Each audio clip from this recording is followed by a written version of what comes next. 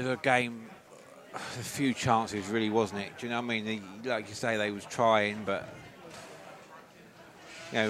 Chelmsford just got men behind the ball, and like we said, it was just difficult to you either got to go aerial or you just got to fire it at the players and just hope for a deflection somewhere along the way, and it just didn't happen. And it's frustrating, isn't it? It's when you get a point like this, is it a good point away from home? Probably in isolation, but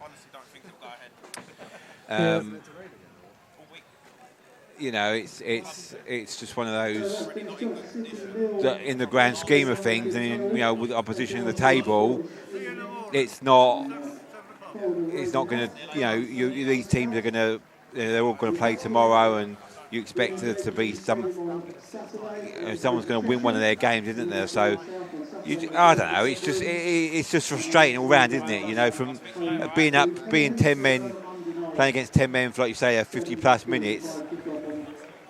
You'd have thought that we might be able to get something, but we just didn't really.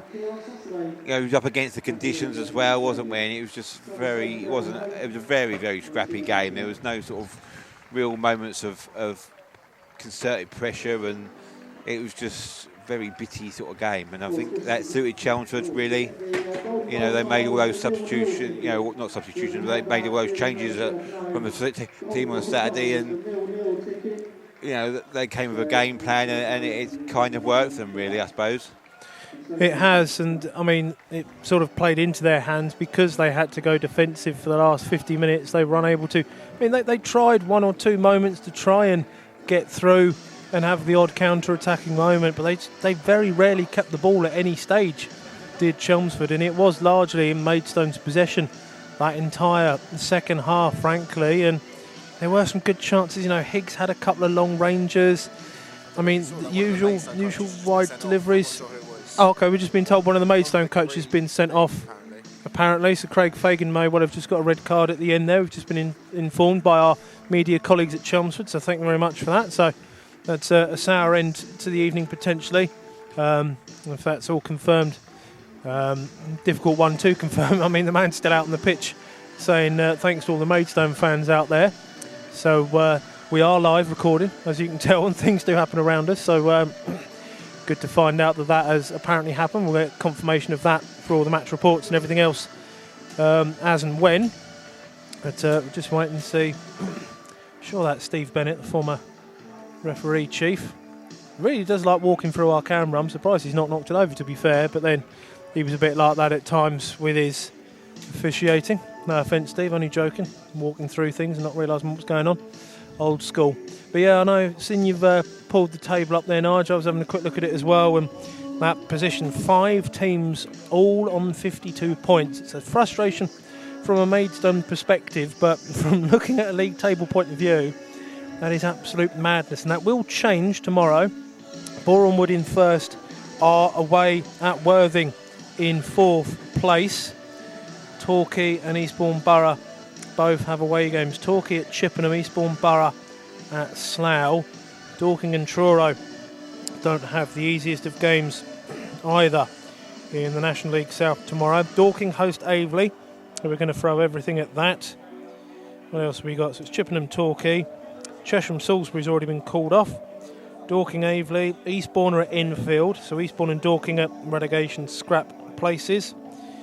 And yeah, Worthing and Boreham Wood face off against each other. So certainly from a Stones perspective, I know we've said before, Nigel, it's nice to have the points on the board, but they will be frustrated at not getting that ball in the net. They didn't have the best of chances, and it was similar to the way it finished with Worthing as well, wasn't it? An absolute avalanche of effort and chances in that second half, but just unable to put the ball in the net. Yeah, I don't think, Worthing was, we actually did create some good chances against Worthing, but for a bit of luck, we might have got back into that game, but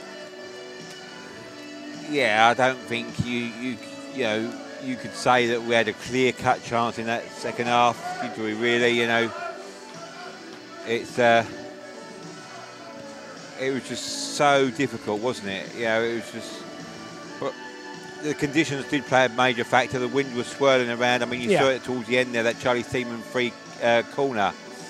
Couldn't even keep the ball in play at times. No, they were made bad by some of the goalkeepers. To be fair, were just throwing the ball, kicking the ball out, and it was just catching the wind and going straight out. And if the ball did bounce, you didn't know where it was going to go. And I think our favourite saying was there: "Umpire shepherds the ball out," because that was that was what it was, wasn't it? Balls were over the top that normally you would hold up and you'd be able to run onto and create sort of like second, third phases. They were just running out of play. Yeah, you got the rain on the pitch, of course. It's going to help that keep skidding off, as well as the wind keep hustling it and whistling it through.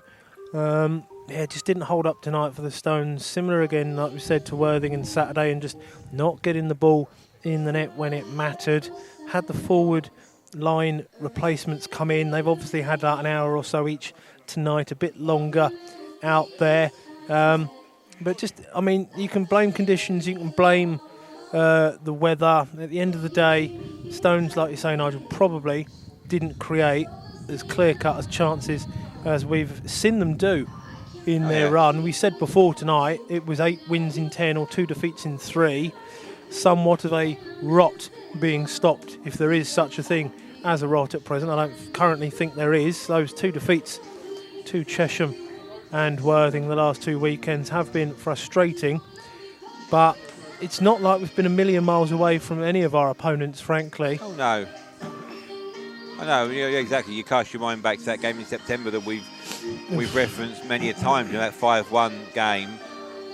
That was never going to be the scoreline tonight. It was a real dogged performance, and like I said there at the top of the hot take, if you take this result in isolation, it's a good result. Coming away from home, another clean sheet. The conditions and coming full out. They did give a lot of effort in that game against Worthing, but they didn't come out with any points. So, frustratingly, in that respect. But they take this result in isolation, and it's a good point on the road away from home. It's a team that beat you 5-1 at your place in September. So, it's onwards and upwards, and we are in there. We're in the mix and we're in the equation, and we've got Torquay at home on Saturday. I'm sure there's going to be a few postponements with the weather around, and potentially. So it's it's just we just got to look, soak it in and just go with the momentum really, and just, as we say, trust George and the management team, and they will. They're getting the best out of these players, and it's just about whether they're going to, recovery is going to be key, and just set up for Torquay, and win on Saturday against Torquay, and it'll be roses in the garden again, won't it? Well, we'll hope so. Pies aside, and the lights are off, and pretty much everybody has gone home. It's just us 2 left here with Zara Larson blasting out around us. It's symphony rather than sympathy that we're asking for. So, as we've been reminded, the full Ipswich match commentary is available online after we finish here in the next couple of minutes. Nigel and I will be on the mic again for the Torquay return home game on Saturday. We will have a preview video and podcast for you before then, as ever. We shall also have a little look at what is, well, as we've already discussed, turning into quite the ridiculous title race at present. So from the 2 of us here at a chillier and now even darker EMJ Community Stadium, Chelmsford 0, Maidstone 0. Thanks for your company again tonight, and as always, come on you Stones.